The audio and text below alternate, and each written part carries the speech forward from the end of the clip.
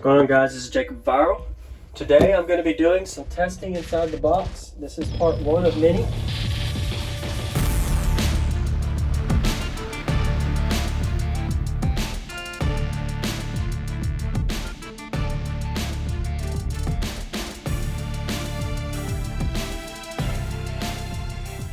It could be at least 2 or 3 parts depending on how this goes. So, if anybody doesn't know already, it's going to echo a little bit. I do a lot of testing in my build. So what I mean by that is I like to work on stuff inside the box and outside the box. So I've already gotten to a point where I know my subwoofer is fully broken in just about. So I got to a point to where I got my port tuned right, but I want to test inside the enclosure. So I know I added these 45s, but what happened is I want to test taking them out and finding out the results. So I'm kind of going to give you a little vlog while I do this. And this is not a normal type of video I would do like I do on a lot of them. I will literally vlog while I work on this and kind of give y'all some insight on why I'm doing it and some goals behind it. And sounding how loud it is in here, though, it's really echoey, so it's pretty cool to see.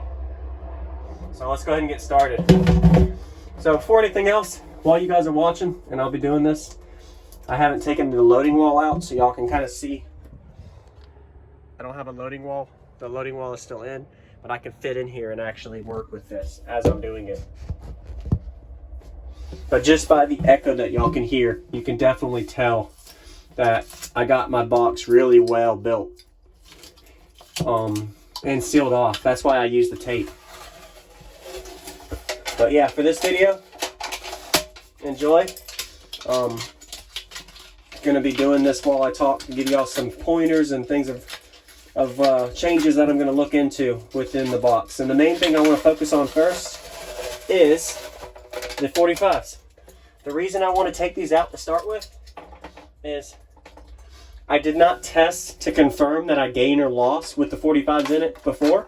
So what I'm going to do is not touch anything but take the 45s out, and then I'm going to meter again and I'll find out if I gain. So what I mean is I'm not going to take that one out. I'm going to take this one out. Just this one in this corner, not that corner. Not that corner as well. Literally just this corner. Oops. So just this corner here I want to take out because this is a tenth of a cube. It might not seem like a lot, but a tenth of a cube with a sealed enclosure of 1 inch, that could be a drastic change. I could gain a tenth or two on the meter just by this tenth. I could lose on the meter as well. But this is more for SPO learning capability to get to that breaking point for getting every tenth. And this is part of that process. But yeah, it's definitely not recommended to do this with a pretty build. So this is why I use tape, because I can remove it. As you guys can see, I'm literally removing it as I go. But that's the first step, is to take 1/4 out, which is this is that biggest corner. And once I take it out, I'll be able to see how the meter results are different between before and after of literally just a 45. I know a lot of guys are wanting to see on this one just out of curiosity. I've talked to a couple of SPO people in the years getting demos, and I realized that 45s are not always a beneficial gain. For every enclosure is different. What do I mean by that is, ow, I just cut my finger open. It's another thing you got to really focus on is with this tape, it's really sharp. So when you're removing it, you should wear gloves. But anyway, what I was going to, SPO. So with SPO with this, some people don't realize the gains you can have by just the 45s, especially a really big enclosure. So what I mean by that is, let's say you've got 5 45s in your box, and that 5 45s takes up about 1.5 cubes, and your total net volume is 6 cubes, or not 6, sorry, 20. That was more realistic. And you add 1.5 cubes from the 45s, that 1.5 cubes could up your ratio 1/4, and that 1/4 ratio up could gain a little bit on the meter. It could actually help your lows as well because you open up your 4th order ported side to be a little bigger, which can be a nice benefit to the meter results. Just depends on what your goals are on this. But that's what I'm going to be doing, is testing this to see how much that really does affect output. Another thing you want to consider with 45s is dead space. So if you watch my previous video of why I do it, is for dead space, but you don't always have dead space in a 45 in a corner, at least from my experience. So it could be wasted space in your enclosure that you could benefit from. So definitely going to be a learning curve. Another thing I want to consider with this is the way sound wave travels in an enclosure. When you have 45s in some areas, you got extra space. Okay. In some areas over others, so you got bigger gaps, which leads to different wave travel points. So what I mean by that is from the loading wall to the back end. If your 45's cut off on that point, you have certain leg lengths from one quarter to the other that can alter your output depending on how your wavelengths travel from corner to corner in your enclosure. That gets into a science that's kind of hard to explain. But all right, so I got that out.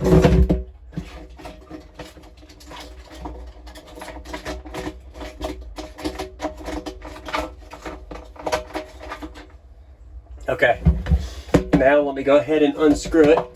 The quarter wave thing and corners with how sound waves work is really hard to explain. I don't even know it very much, but I've heard people talk about it before.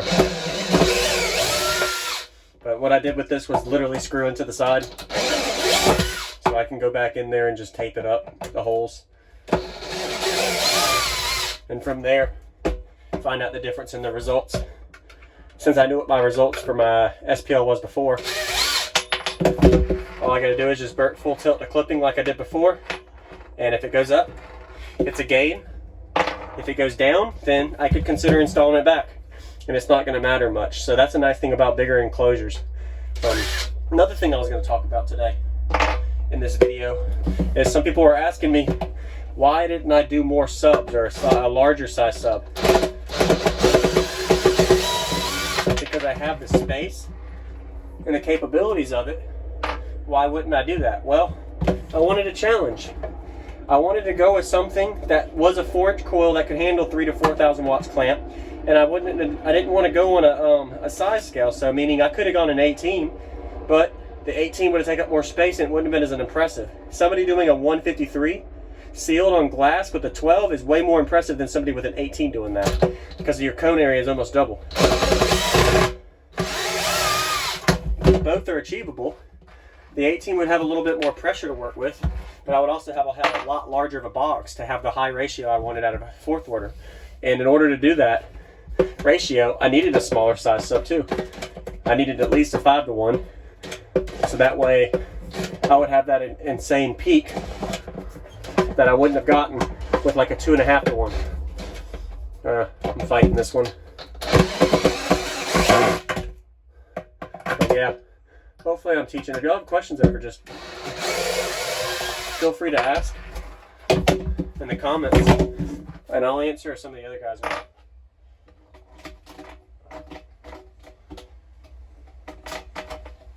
I'm glad to help when I can. All right, almost there. So another thing to talk about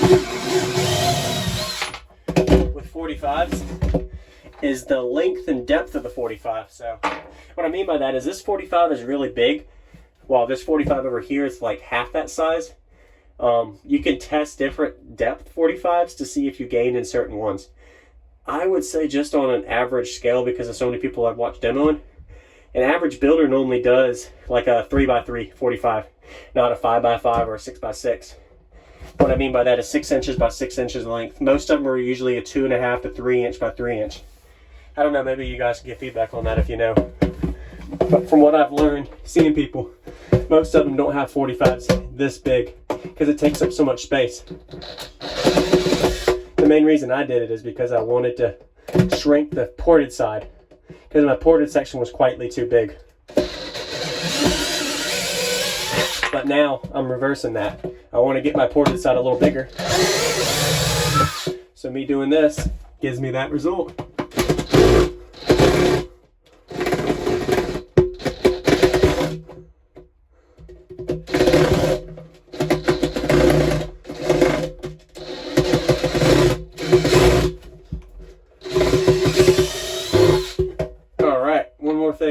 all in. I mean, I could talk a lot more, but I'm gonna have more than one part with this to find y'all the results that I want to do with this.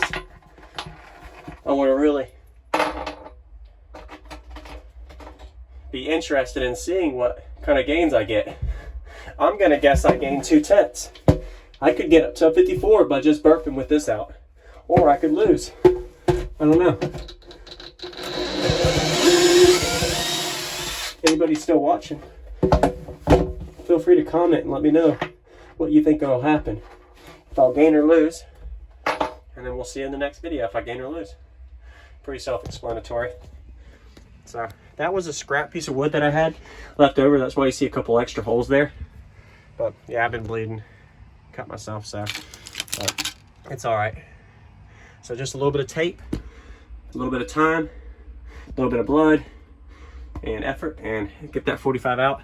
So once again, stay tuned for the next part, and I can kind of show y'all what the results are taking this 45 out. Today was more of a vlog for you guys, and you guys can ask questions if y'all want. But next part, I should have meter results for y'all to see if I gain or lose on the meter by just taking this 145 out. And if I gain by taking this 45 out, y'all already know what's going to happen. Probably take the others out and see. I don't know. We shall see. But stay tuned to the next one. Thanks for watching. Jacob Viral out. What's going on, everybody? This is Jacob Viral, ending this video to say thank you for watching my videos. Every single day I have a daily cardio video I upload. So if you haven't already, go ahead and hit that subscribe button and notification bell, and I'll see you tomorrow.